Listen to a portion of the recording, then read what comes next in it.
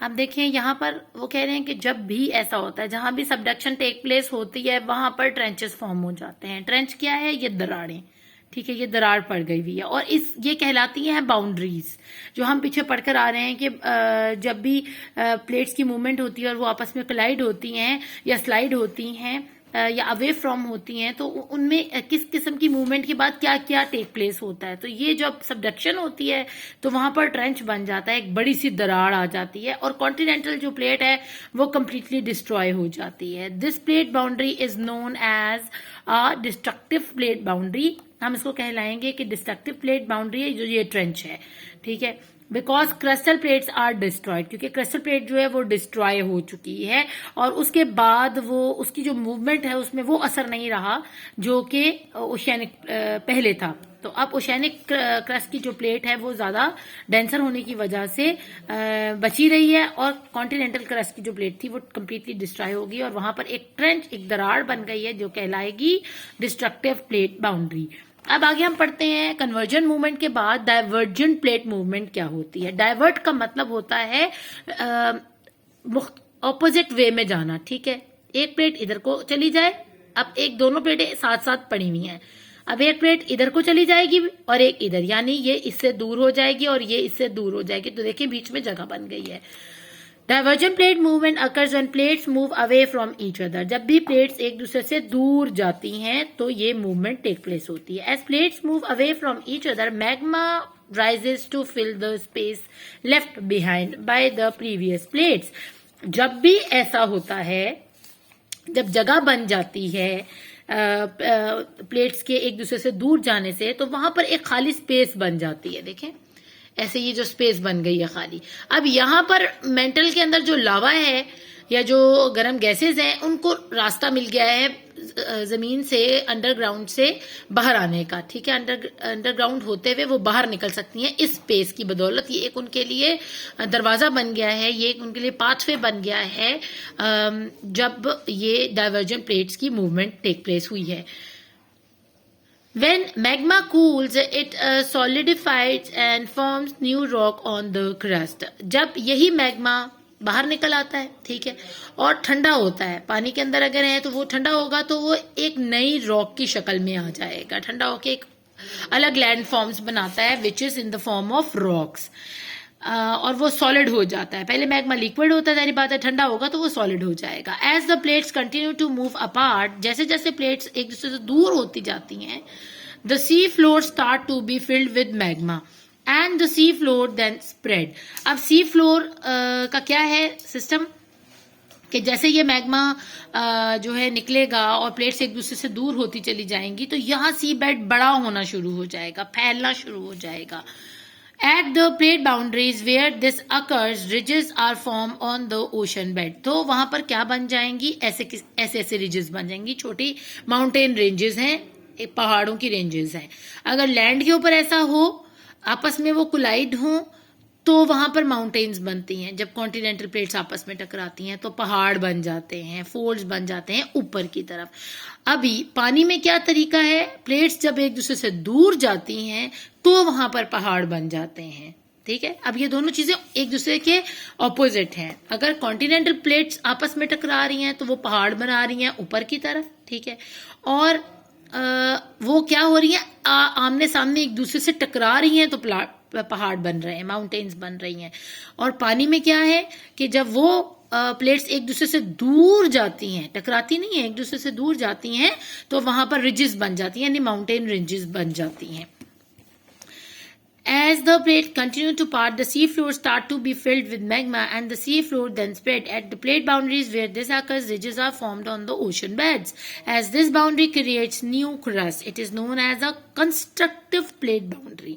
ठीक है, वो कौन सी थी? डिस्ट्रक्टिव, जो हमने डाइवर्जन में पढ़ी, उसमें क्या होता है कि वो डिस्ट्रॉय करती है एक प्लेट दूसरी प्लेट को। यहाँ पर क्या है, वो कंस्ट्रक्ट कर रही है नए लैंड फॉर्म्स, तो ये है कंस्ट्रक्टिव, ये बना रही है नए लैंड फॉर्म्स को।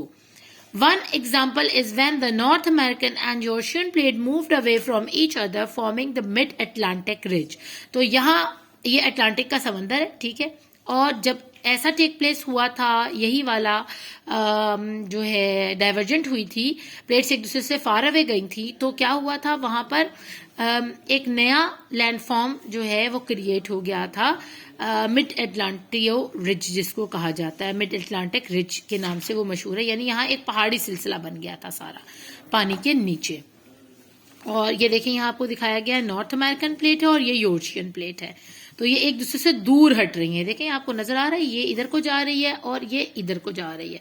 जब ये इधर इधर गई, मैग्मा निकला और उसने ये पहाड़ी सिलसिला, ये नीचे पानी के नीचे पहाड़ी सिलसिला है सारा। ये देखिए मैं आपको थोड़ा सा इसको क्लोज करके दिखाती हूँ ताकि क्लियर हो जाए आप पे। ये देखिए ये पानी के नीचे आपको पहाड़ नजर आ रहे हैं, ये वाले ये सारे पहाड़ हैं, ठीक है। और कुछ बहुत ज्यादा जो वोल्केनिक थे, जो टनल्स बन गई थी, जो ट्रेंचेस बन गई थी, वो पानी से कुछ बाहर भी आ गए और वो वापस ठंडा होने के बाद सॉलिडिफाई हो गया है यहाँ पर रॉक्स की शक्ल में। तो होपफुली आपको इनकी अच्छे से समझ आई होगी। अब हमारी लास्ट ट्रांसफॉर्मेशन रह गई है और वो है ट्रांसफॉर्म प्लेट मूवमेंट। ये आखिरी मूवमेंट है, इसको भी हम पढ़ लेते हैं। We have heard that plates converge and diverge. हमने समझ लिया है कि प्लेटें एक दूसरे से आपस में टकराती हैं और एक दूसरे से दूर जाती हैं। But what about plates sliding past each other. पर ये जो एक दूसरे के साथ रगड़ खाती हुई जाती हैं, यानी एक ये है, एक ये है, एक इधर को गई है, किधर गई है, आपस में रगड़ पड़ी है इनकी, तो वो क्या करती हैं। ट्रांसफॉर्म प्लेट मूवमेंट अकर्स, उस मूवमेंट को जब दो प्लेट्स आपस में रगड़ खाती हुई जाती हैं, जैसे आप दो हाथ आपस में मसलते हैं, आपस में रगड़ते हैं, तो वो वाली मूवमेंट जो है वो कहलाती है ट्रांसफॉर्म प्लेट मूवमेंट। जब ऐसी मूवमेंट टेक प्लेस होती है when plates slide past each other in opposite directions as no land is created not destroy. ना तो कोई लैंड क्रिएट होती है ना डिस्ट्रॉय होती है। अब कन्वर्जन में क्या हो रहा था, डिस्ट्रॉइंग हो रही थी, एक प्लेट डिस्ट्रॉय हो रही थी और दूसरी प्लेट की वजह से। डाइवर्ज में क्या हो रहा था, कंस्ट्रक्ट हो रहे थे लैंड फॉर्म्स। और अब इसमें क्या है ट्रांसफॉर्म प्लेट मूवमेंट में, इसमें ना तो कोई चीज डिस्ट्रॉय हो रही है और ना ही क्रिएट हो रही है। This plate boundary is known as a passive plate boundary, और ये बाउंड्री कहला रही है पैसिव प्लेट बाउंड्री, यानी ये किसी के लिए ना इसका नुकसान है ना इसका फायदा है, तो इसको हम पैसिव बोलेंगे। One famous example of a transform plate movement is at the boundary where the Pacific plate slide past the North American plate. As that happened, it created a fault line known as the San Andreas fault, और ये वाकई take place हुआ था। यहाँ देखिए Pacific ocean के ऊपर आप ये देख रहे हैं, ये दो प्लेट्स हैं जो एक दूसरे के साथ रगड़ खा रही हैं। एक ये प्लेट है, एक ये प्लेट है। एक मिनट मैं फोकस कर लूं जरा इसको।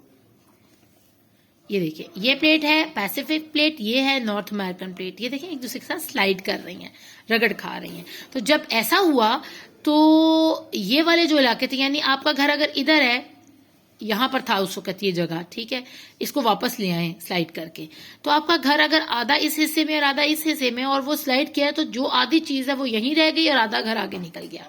बस इससे यही हुआ। इसके अलावा ना तो इधर कोई दरार पड़ी उस तरह की, मतलब दरार आई है इसमें, थोड़ी मूवमेंट से थोड़ी सी बाउंड्री जो है वो ट्रांसफॉर्म हुई है जमीन, लेकिन उस किस्म की डिस्ट्रक्शन नहीं हम कह सकते जिस तरह की टेक प्लेस हुई थी इन डाइवर्जेंट में और कन्वर्जेंट में।